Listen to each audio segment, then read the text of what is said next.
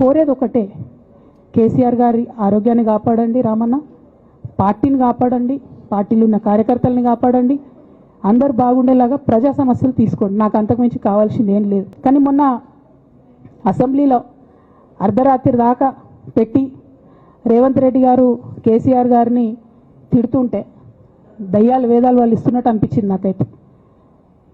దానికి ఈయన హీరోలాగా ఎదుర్కొన్నాడు, ఈయన 6 అడుగుల బుల్లెట్ అని పార్టీ అంతా ట్వీట్ చేస్తే, మరి 6 అడుగుల బుల్లెట్ ఎవరికి గాయం చేస్తుంది? ఎండ్ ఆఫ్ ద డే ఇవాళ అయితే నన్ను గాయపరిచింది, రేపు రామన్నను గాయపరుస్తారో కేసీఆర్ని గాయపరుస్తారో.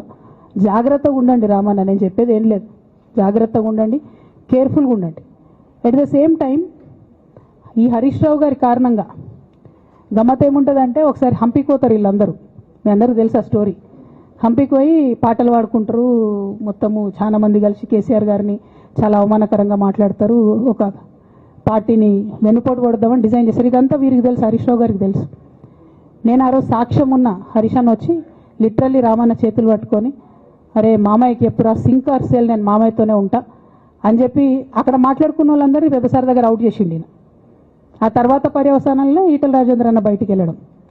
ఈ మహానుభావుడు వల్ల జగ్గారెడ్డి దగ్గర నుంచి మొదలు పెడితే, చెరుకు శ్రీనివాసరెడ్డి ముత్యంరెడ్డి అన్న కొడుకు దగ్గర నుంచి మొదలు పెడితే, రఘునందన్ రావు గారు, మైనంపల్లి గారు, విజయశాంతి గారు, విజయరామారావు గారు, ఆయన పాత పెద్ద ఆయన ఉండే ఈటల రాజేందర్ గారు, వీళ్ళందరూ పార్టీలోకి వెళ్ళి పోయినారు కదా, పోలేదా? ఇవన్నీ హరీష్ అన్న చేసినాయి కాదా?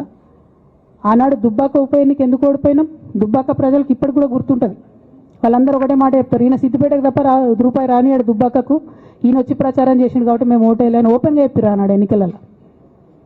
దానికి ఏం రాపించుకుంటాడు ఈయన పేపర్లల్లో? ఒంటరి పోరాటం చేసి ఓడిన హరీష్ రావు. అసలు ఓడిపోయింది మీ వల్ల కదా. మీరు మీడియా మేనేజ్మెంట్లో సూపర్, అలా డౌట్ ఏం లేదు. రామన్న యూట్యూబ్లు మేనేజ్ చేసి నా మెయిన్ స్ట్రీమ్ మీడియా మేనేజ్ చేస్తాడు, అంతే, అంతకుమించి వేరే ఏం లేదు. నేను రామన్నని రిక్వెస్ట్ చేస్తున్నా, మీరు కూడా ఆ స్కిల్ నేర్చుకోండి అన్న. అట్లనే ఈటల రాజేందర్ గారు ఉప ఎన్నిక దగ్గరుండి హరీష్ అన్న గెలిపిలేదా అండి ఈటల రాజేందర్ని? ఆనాడు పీసీసీ అధ్యక్షుడిగా ఉండి రేవంత్ రెడ్డి గారు ఏమంటారు, కాంగ్రెస్ పార్టీ ఓడిపోతుంది ఇడా అని చెప్పి ఆయన ముందే డిక్లేర్ చేసిండు, ముందే చేతులు ఎత్తేసిండు. హరీష్ అన్న ఆడ పోయి కూర్చొని మరి ఈటల రాజేందర్ అన్నని గెలిపించొచ్చిండు. ఈ బంధం రేవంత్ రెడ్డి గారిది హరీష్ రావు గారిది అప్పటి నుంచి కొనసాగుతుంది, కొత్త బంధం ఏం కాదు ఇది. నేను కేసీఆర్ గారిని పెద్దల్ని రిక్వెస్ట్ చేసేది ఒకటే, ఈయన చేస్తున్న నక్కజిత్తుల్ని దయచేసి గమనించండి. ఇవాళ నేను బయట పోతా కావచ్చు, నాదేముంది, ఉద్యమంలోకి వెళ్ళి వచ్చినా మళ్ళీ ఉద్యమంలోకే పోతా, నాకు భయం ఏముంటుంది, నాకు ఎన్నడూ పదవుల మీద ఆశ లేదు.